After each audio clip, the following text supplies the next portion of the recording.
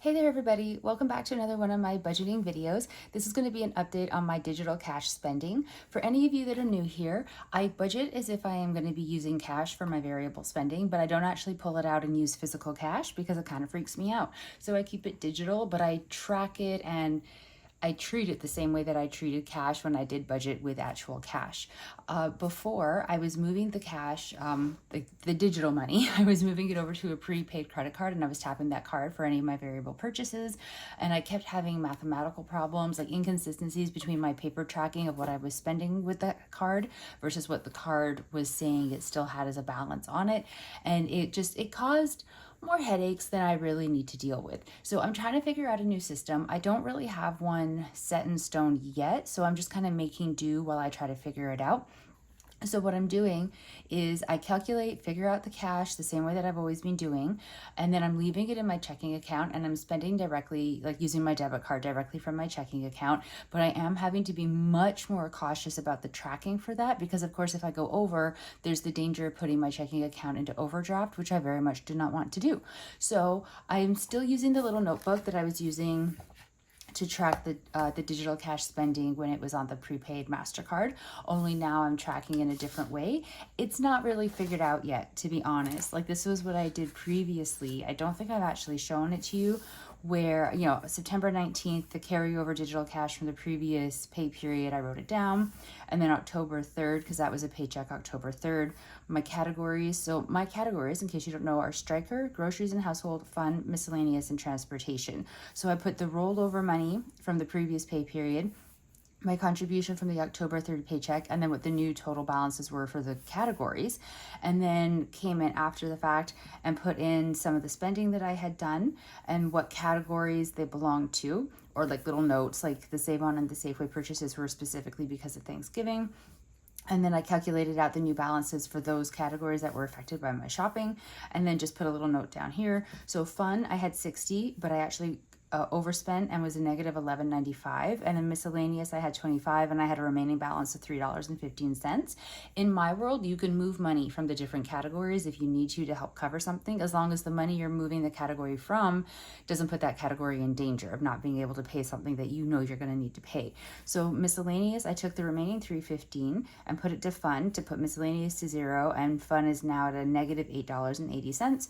And then groceries and household paid $8.80 to fund to get fund to zero. Now groceries and household was $111.20 Sorry.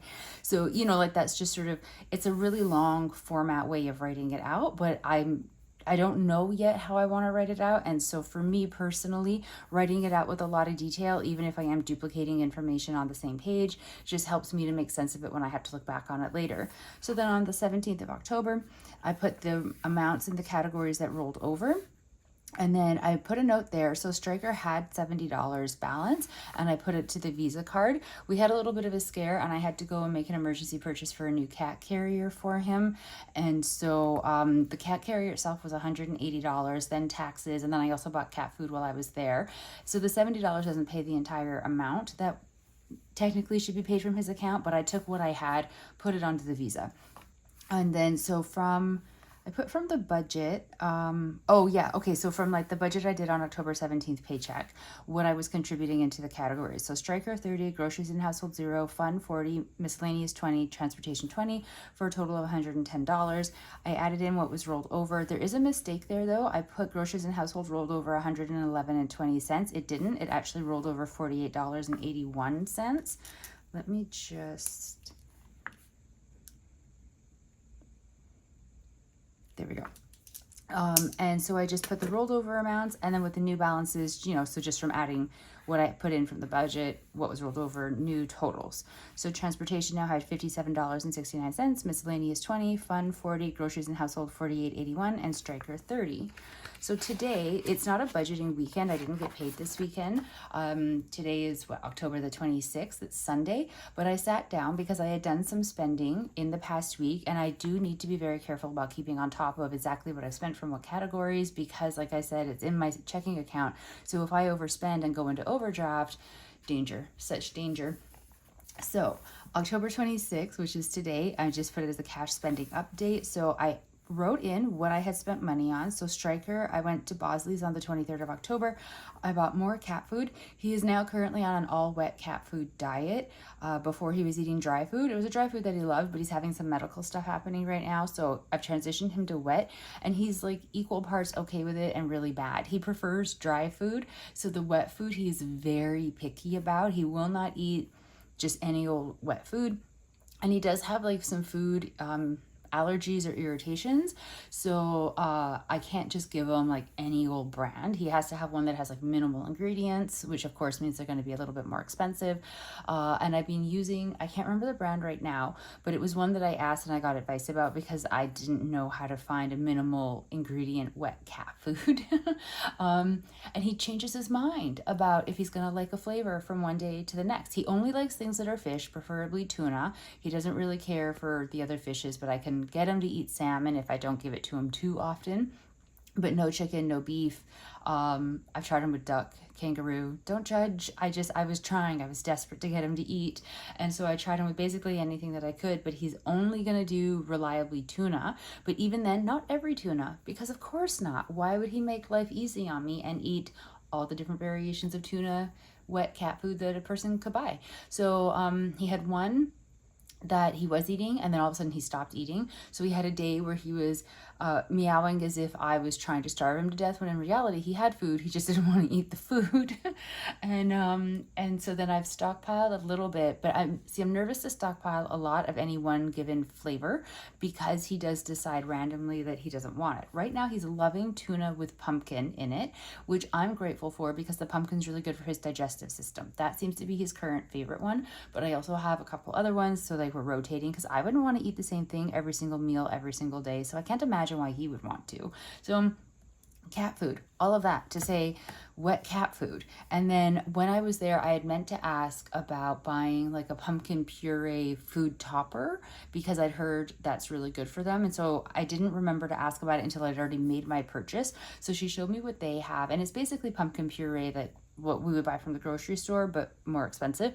But she was saying something about the one in the store, once you open it, it's only good for like, I don't know, X amount of time, but somehow the animal ones, once you open them, are better for longer. I don't know. I would imagine I could just freeze in portion sizes some pumpkin puree that I buy from the grocery store and then, thaw it out every morning to like mix in with his food. I have to look into that though. But so they do sell little pouches of pumpkin puree that's like quite a bit runnier. Which I think is a texture that he will prefer more. And it's designed to be able to like put onto a dry food to help make it softer. If you have a cat that doesn't drink a lot of water and so they're not very well hydrated, Striker drinks all the water. He's a very well hydrated cat. So he doesn't need wet cat food for the moisture content. He just needs it for the ease of digestion.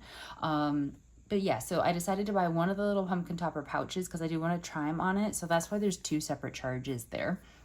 And then on the 24th, I went to Safeway and I spent $67.18, which is a lot, but I spent for my groceries, which if I had just been buying my regular groceries, I would have been fine and in budget. But I knew that I was going to go over because I had a friend over yesterday to watch game 2 of the World Series. And I told her that I would make dinner for us. And there was a recipe I wanted to try. So I successfully made in my Instapot a slow cooker lasagna soup. And I didn't food poison us. I'm very proud. So I'm not great at cooking. Usually if I'm meeting up with people and food is involved, I bring a dessert. But she was coming to me, so I was going to make dinner. I'm very happy that it turned out. She said it was really good. She really liked it. So yay. But I did have to buy specialty ingredients for it. So like a jar of marinara sauce, which was like almost $10, which is insane. And lasagna noodles and 2 different types of cheese, and Italian seasoning. Everything else I owned, but those things I needed because I didn't have them or anything that could like resemble them for the recipe. And an onion. I needed an onion. So yeah, but anyways, I overspent at Safeway, but I knew that I was going to, and I knew that I had money in the fun category. So I was going under the assumption that the fun category was going to help cover the amount negative I'm going to go into groceries and food, since a lot of the stuff that I bought was going to a fun type category thing. My friend coming over and us watching baseball. And then on the 25th, I went over to see a friend. So I stopped on the way at Feast and Fallow and I picked up 2 pumpkin scones and I got myself a drink, and there was something else in there. Oh, a jalapeno and cheese scone. So Feast and Fallow is a vegan cafe type place in Vancouver. I don't know if they're anywhere else. I only know of them in Vancouver, and the friend I was hanging out with is vegan. So I just thought I would get us a little treat because we were kind of staying inside. We're trying to save money on our hangouts because we're both a little bit strapped for cash. So we're doing more of like I'll go to her place on a Saturday and we'll hang out there versus us going out for like a brunch or whatnot. But when we did it the first week, so not yesterday, but the Saturday prior, I got there and she surprised me with a chocolate croissant, which was absolutely lovely, and I was very grateful. And so I decided this week I was going to take something since she had treated me the week prior. So I don't know if it's going to become a regular thing, but even if it is, it's going to end up being cheaper overall, us alternating buying each other some kind of like a little scone or a treat or something than it is going for brunch every week. And also this is an inflated amount because I didn't have time to eat before I left the house to go to her. So the jalapeno and cheddar scone I bought as like my breakfast, and then I bought a chai latte to drink on the way over because I also hadn't had anything like any tea or anything to drink yet, and I was severely undercaffeinated. So it would not normally be this amount spent for like the weekly treat. And even then I'd only be buying it like bi-weekly. Or not bi-weekly, every 2 weeks. Anyways, so that was the cash spending that I did.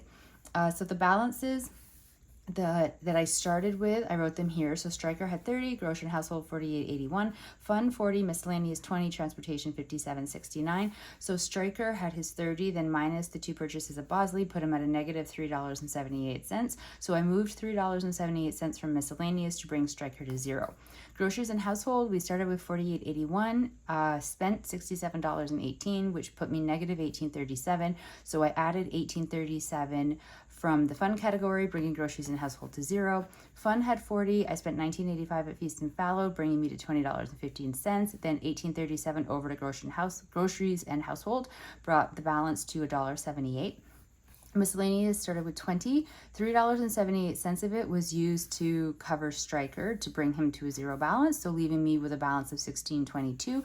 And transportation had $57.69. I moved that entire amount of $57.69 to the Visa because I purchased gas, and that brought to a balance of 0.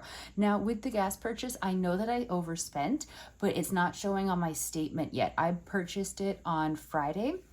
And so I can't for the life of me remember what the final total was, because when I was pumping the gas, I couldn't remember how much was in the category. And so I was kind of like, maybe I'll just do 40 to play it safe, but I was really like down for like, I had almost no gas, and I prefer, usually when I get to half a tank is when I'll put gas in, and I just hadn't. So I was like, you know what, maybe I just put in until it's full, and I have a hybrid, so it'll last me a really long time. And then I'll figure out how to balance it later. So because I know I went over $57.69, but I just can't remember by how much, I've moved the full amount over to the Visa, even though the statement isn't showing the purchase yet, because it will in a couple days, bringing transportation to 0. And once I know how much I'm off for paying, like how much over the transportation total that I actually put into the vehicle, I'll deal with that then. So my new balances for my categories: Striker has 0, groceries and household 0, fun $1.78, miscellaneous $16.22, transportation 0. So it's a lot of zeros.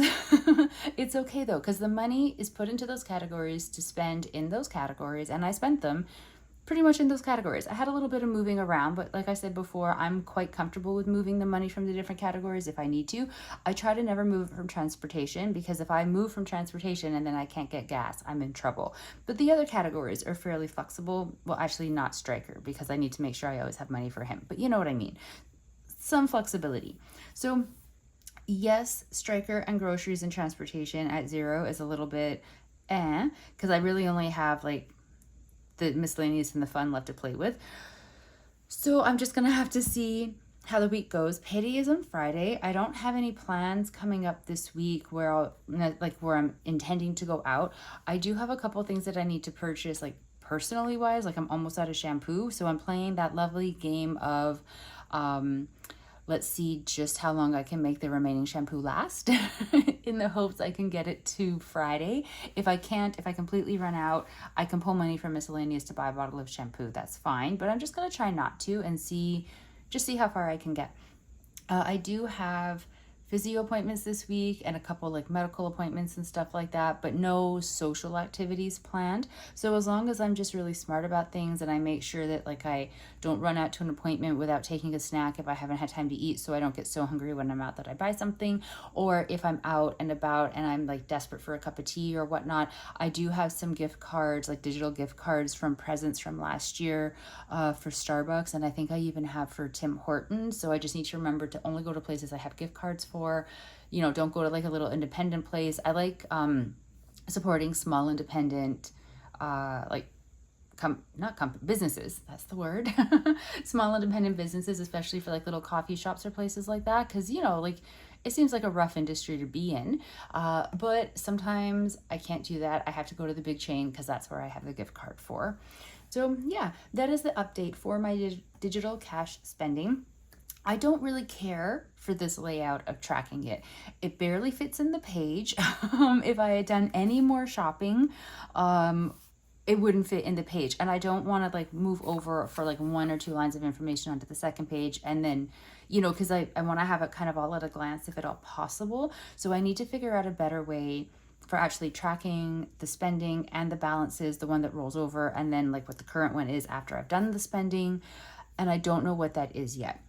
If you have any suggestions, something that could fit in this type of a book, like in this type of a page sort of a thing, I am open to hearing about it, because I haven't figured one out yet, but I'm not gonna lie, I haven't been like sitting here racking my brain about it. I feel like I could make some kind of like a printout chart with the categories and with columns for like the, you know, the category, the date of purchase, the amount of purchase, and what or like the store that I purchased it at, that I could fill in and then tape into the page sort of, so I could flip it up to see all the calculations underneath, but just have like a little insert almost of what the spending actually was. I mean, that seems like it's an option. It's really the only one that I've come up with so far. But I don't know. What do you think about that? I could always do a test run, just make one and try it for like next week and see how it works out. Maybe I'll do that. I like trying things out before I say yes or no to them. So we'll see what I do next week. I'm looking forward to Friday because I have a financial plan for Friday in terms of how to pay off, if not all, at least the majority of my credit card. And I really just want to like put it into motion and get it done once I figured out what I was going to do, but I can't do it until payday. And I just get so eager when I realize that I can pay off a chunk of a debt somehow. So I will talk to all of you about that in the Friday video that I do regarding that budget for that paycheck.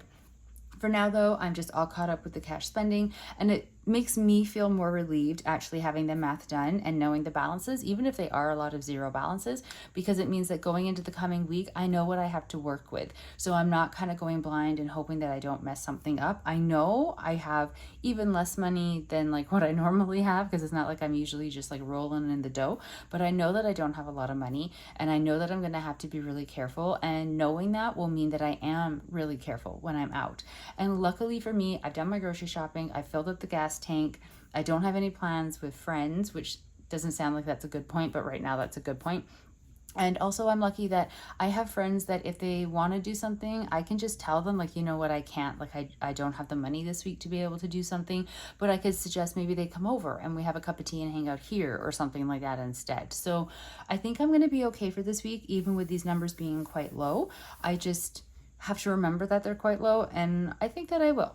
So I am going to go. Thank you so much for following along with me with my budgeting journeys and not journeys. There's one journey, one budgeting journey. I don't have multiple, but thank you regardless for all my sidestepping and fumbling and using the wrong words. I appreciate you staying through the video and watching. I hope whatever you're doing for like your cash spending, if you do cash or digital or some combination, or however it is that you figure out your variable spending, I hope that it's going really well for you and everything is working out and is balancing, and that if your payday isn't until next week, that you've got enough to get you through until payday. If your payday was this weekend and you've just recently done it, then, you know, I hope that it worked out well and you have enough money to get you through to next payday. Regardless, I hope we all have enough money to get us through to next payday. So thank you so much for following along and watching and all of that stuff. I will talk to all of you in the next video. Stay safe, everybody. Bye.